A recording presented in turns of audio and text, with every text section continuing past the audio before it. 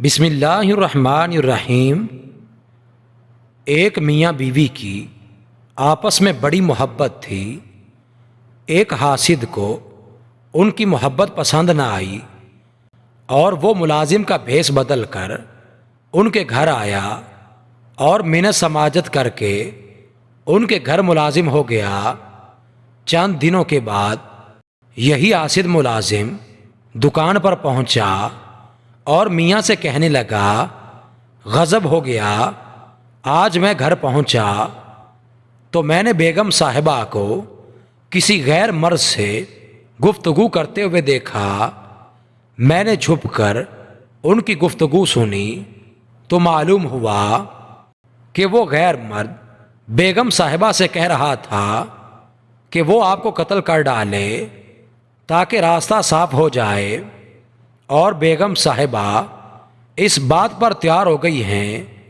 میاں نے یہ بات سنی تو بہت گھبرایا اور اپنی بیگم سے بدگمان ہو گیا۔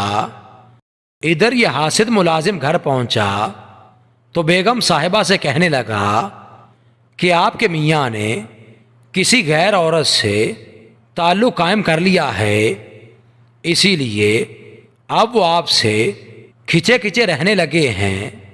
بیگم صاحبہ نے اپنے میاں میں تبدیلی دیکھ بھی لی اور یقین ہو گیا کہ ملازم نے سچ کہا ہے، اور اس فکر میں وہ پریشان رہنے لگی۔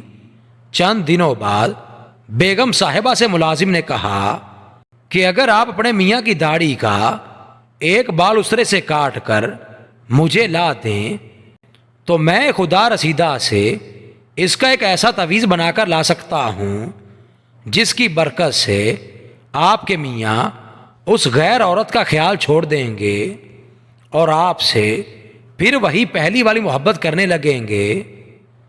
یہ کہہ کر ایک اسرا بھی بیگم صاحبہ کو دے دیا۔ بیگم صاحبہ نے اسرا لے لیا اور کہا، آج رات جب وہ سو جائیں گے تو میں سوتے میں ان کی داڑھی کا ایک بال اس اسرے سے کاٹ لوں گی۔ ادھر یہ ملازم میاں کے پاس پہنچا اور اس سے کہنے لگا کہ آج رات ہوشیار رہنا، آج بیگم صاحبہ اسرا لے کر رات کو آئیں گی تاکہ آپ کی گردن پر پھیر دیں اور آپ کو قتل کر دیں۔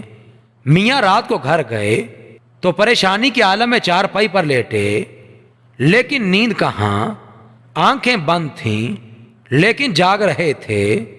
آدھی رات گزری تو بیگم صاحبہ اس خیال سے کہ اب وہ سو چکے ہوں گے اسرا لے کر اٹھیں اور میاں کے بستر کے قریب آ پہنچی۔ میاں نے آنکھیں بند کر رکھی تھیں لیکن جان گئے تھے کہ وہ آ گئی۔ بیگم نے اسرا بڑھا کر گردن کے قریب جو کیا تو میاں نے ایک دم اٹھ کر اسی اسرے سے بیگم صاحبہ کا کام تمام کر دیا۔ صبح جو بیگم کے عزیزوں کو پتہ چلا کہ ہماری لڑکی کو ناحق قتل کر دیا گیا ہے تو وہ دہاوا بول کر آئے اور انہوں نے میاں کو قتل کر دیا، اور حاسد کی بدولت یہ گھر آن کی آن میں برباد ہو گیا۔ اس حاسد ملازم کی مثال شیطان پر صادق آتی ہے، جو میاں بیوی کی، بھائی بھائی کی یا دو آدمیوں کی آپس میں محبت دیکھ کر جل بھن جاتا ہے اور چاہتا ہے کہ کسی طرح ان میں لڑائی جھگڑا اور فساد پیدا ہو۔